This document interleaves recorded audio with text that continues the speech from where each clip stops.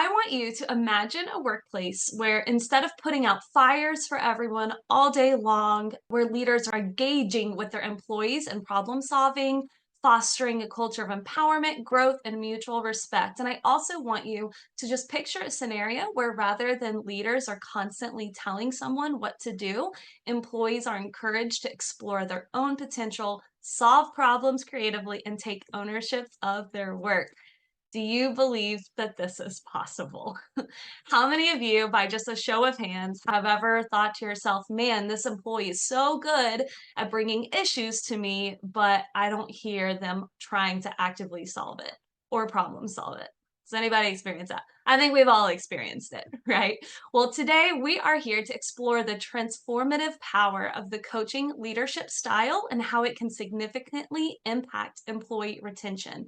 So let's go ahead and delve into this concept and discover how adopting a coaching mindset can lead to a more engaged, motivated, and loyal team. For those of you who are a part of our Whiteboard Wednesday community or have done a workshop with us, you've seen this slide and should be familiar with the difference between hard or technical skills. And we have the soft skills, which we like to call our people skills. And we will continue to show this slide because it is easy to get caught up in the day-to-day technical parts of our job and not pay attention to these soft skills and focus on developing them. So today we are going to be honing in on conflict management, problem solving, teamwork, and collaboration. Everything that we teach can be applied to all of these different soft skills and how to develop them. Again, by another show of hands, how many of you have heard of this coaching leadership style concept? Anybody actively applying it in their organizations or companies? All right, well, that's okay. I'll ask you at the end. Yeah, thanks. Coaching leadership, it's a leadership style that focuses on guiding and empowering individuals or teams to reach their full potential through mentorship, support, and guidance. So this emphasizes collaboration, development, and the facilitation of growth. Let's talk about what this is. Coaching culture empowers others and delegates, where they are empowering employees to take ownership of their work, make decisions, and solve problems. What it does not do is it does not micromanage and control others. When we don't delegate, we will eventually have so much on our plate that two things will happen. We can either lose the trust of our team because we can't meet the expectations that we said that we were going to do, or we can lose the trust of the team because we're not growing them. Coaching culture promotes open communication where they feel comfortable sharing their thoughts, concerns, and ideas. They do not withhold information, discouraging questions and feedback. We're going to get into this in just a little bit, but open communication, I think sometimes we think that we have that and we're like, oh yeah, the door's wide open. Come and see me anytime. But what does open communication actually look like, where your body language is open to it? When you say your door is open anytime, but somebody steps in and your back is to them the whole time, that doesn't really foster an open communication line. Or if you're like, what is it now? What's going on? The tone of our voice actually tells a different story, but they practice active and empathetic listening. Skilled listeners who take the time to understand their team members' perspective, concerns, and aspirations. This type of leadership practice active listening techniques such as paraphrasing, summarizing, and asking clarifying questions to ensure that they fully grasp the employee's needs and motivations. And they do not talk more than listen. I love it when someone's like, oh, yeah, no, I'll be your coach. But yet somehow they end up talking the entire time. So that does not develop people when you are just talking the whole time. So instead, we want to make sure that we are listening more than we're talking by actively asking questions. How are they developing if they're not the one that's processing the thoughts and what's actually going on? A coaching culture sets goals and establishes accountability. This is where they work collaboratively with their team members to set clear, achievable goals that align with both the individual and the organizational's objectives. This is where you are holding your employees accountable for their performance while also providing guidance and resources to help them succeed.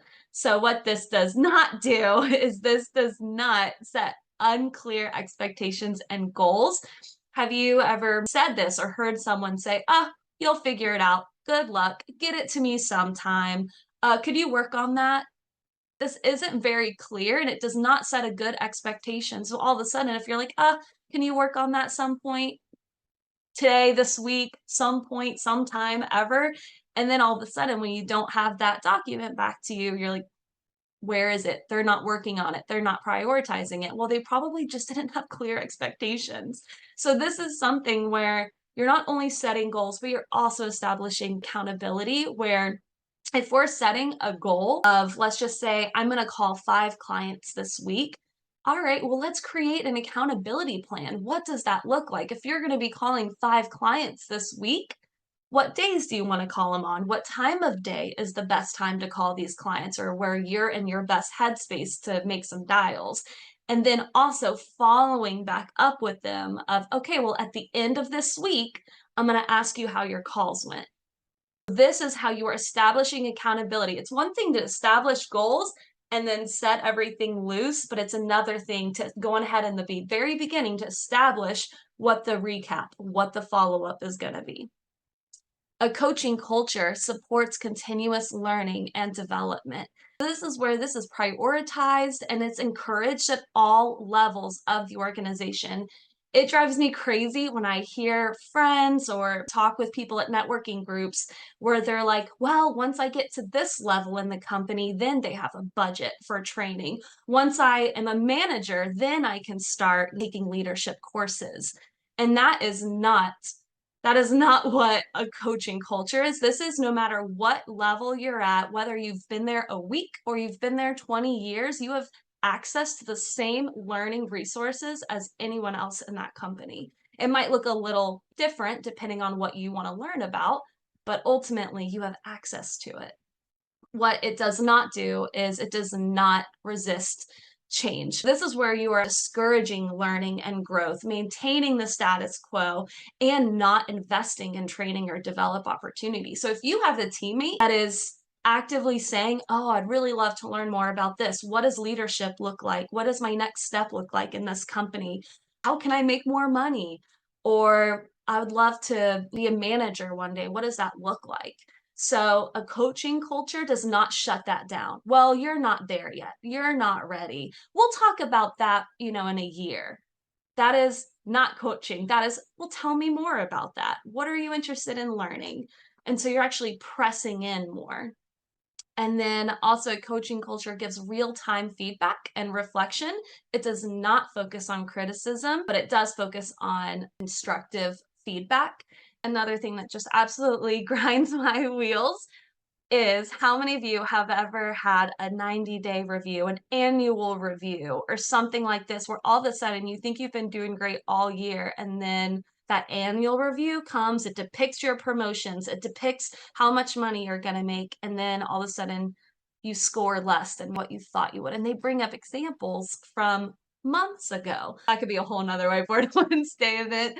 In a coaching culture, you are giving real-time feedback. So if somebody makes a mistake or if there can be something that they can do differently, don't wait, don't get frustrated and talk to someone else about it. Address it in the moment in a very constructive way where it's not criticism. And then again, a coaching culture, it creates a safe and supportive environment. So this is really the basis of coaching. If you don't have trust in a relationship, in any relationship, do you think that they're going to be open to what you have to say? Feedback in itself is already really difficult to give and to receive, but if there isn't trust there, it can be really hard to see their intention versus how you're perceiving that feedback to be. Coaching leaders need to build trust and rapport with their team by demonstrating authenticity, integrity, and empathy. This creates a safe and supportive environment where they feel comfortable sharing thoughts, concerns, and ideas without fear of judgment. And this is huge because if you as a leader, a manager, an owner, whatever this role is where you're with people, it could be a peer. It doesn't always have to be this hierarchical thing, but even if a peer is coming to you with a question or a concern or whatever it is, and you're fostering fear and intimidation, you're not creating trust. And they're not going to want to come to you going forward. And so that's something we have to be really, really mindful of. A coaching culture asks thought provoking questions, whereas it does not only give answers. I think that's one can be hard for us to do, especially when we're busy and we're kind of in this grind. So if somebody comes to you, and sometimes you just need to answer it, right? But if it is an opportunity to develop someone and help them with their critical thinking and problem solving, then don't just give an answer. Let's talk about asking some questions, which we're going to get into some questions in just a little bit because I want to leave you with some really good practical resources here coming forward. But we need to make sure that we are not a company that is just telling people what to do, but we are bringing it out of them. So they are self-reflecting, they are self-thinking, and it takes time. It takes time. A coaching culture supports and empowers employees to learn and grow in a safe place, which creates a psychological safety, which in turn can improve their productivity and performance and employee retention. So I think it's safe to say that we would all like to have teammates who can problem solve, be critical thinkers, handle conflict appropriately, receive feedback with an open mind, and hold themselves accountable. But the reality is, these skills are developed. Coaching is about meeting the person where they are and guiding them forward. This is not about, well, I expected them to know this. I expected them to handle it this certain way. Let's meet them where they're at with an open mind and help develop them going forward.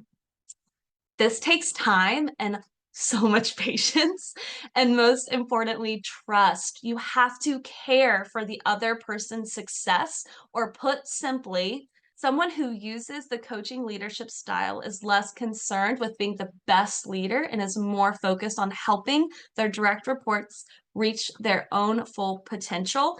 And again, this goes with peer to peer. This doesn't have to be management to direct reports. We talked about this last month with the scarcity versus abundance mindset. Is sometimes we think that knowledge is power, so we don't want to share it, but that is not promote a healthy organization and a good workplace culture. So we want to make sure that we are focused on helping those around us and helping them develop so they can be their absolute best. There it is. All right, so how do we do this? So what we're going to do is we're going to touch on two of these that we just talked about. We want to make sure that we are creating a safe and supportive environment. So have you ever heard this from a friend talking about a situation they're dealing with at work, where they might be saying things like, well, I'm afraid if I say this, I'm going to get fired. Or I don't know how to communicate this to my supervisor. They probably don't have time for this. Or worse, I think it'll just be easier to leave. So this is where we start to see employee turnover. And a lot of times it can be easy to overlook. Whenever we hear things like this tells us that there's a red flag communication breakdown or barrier, because people are willing to be challenged if they trust the person coaching them. Developing trust in a coaching relationship is essential to the success of the coaching. So no matter what your role, it's always a good exercise to reflect and ask yourself, am I approachable? What does my face or body language say when someone asks to have a few minutes? This is a little bit of reflective.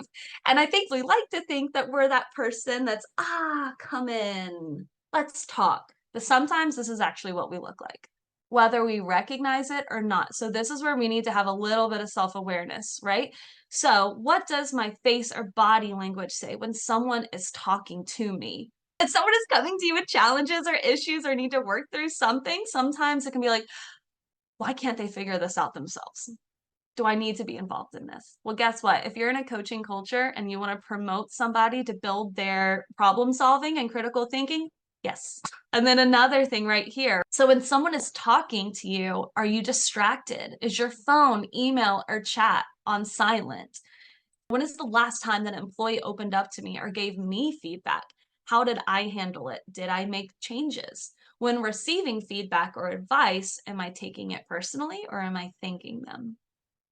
I love these slides. If you've been a part of a Whiteboard Wednesday previously, you'll recognize these characters because so often we look like this without realizing it. So we need to be really mindful of our body language and also our tone. Because I guarantee you, if you're doing this, your tone is probably not going to come out as very supportive. It's probably going to be a little dull and a little impersonal. Okay, the key here is to actively listen.